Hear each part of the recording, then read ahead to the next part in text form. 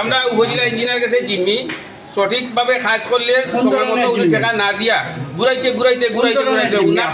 মনোভূত টাকা পয়সা না পাওয়া পর্যন্ত কোনো বিল ছাড়ে না।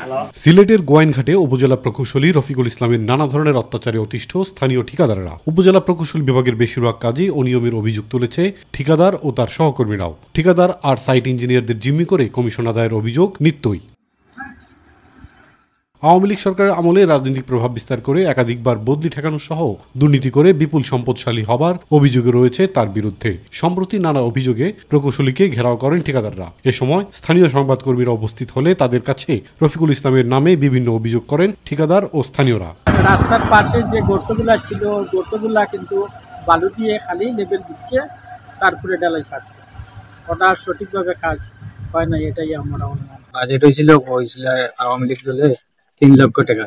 এখনো রাস্তার কাজ কমপ্লিট হয় না। এখনো যদি রাস্তাটা ফেটে যায় তাহলে পরবর্তীতে রাস্তার ভবিষ্যৎটা কি? আপনি ইঞ্জিনিয়ার সাহেবের সাথে কথা বলেন, আমাদের কেন আপনি আমার সামনে এটা উনি যেটা বলবে এটা তাকে আমাদের মেনে কাজ করতে হবে, বুঝছেন? এটাই আর কি, অফিসে কাজ করতে হলে তার কমান্ড মেনে আমাদের কাজ করতে হবে।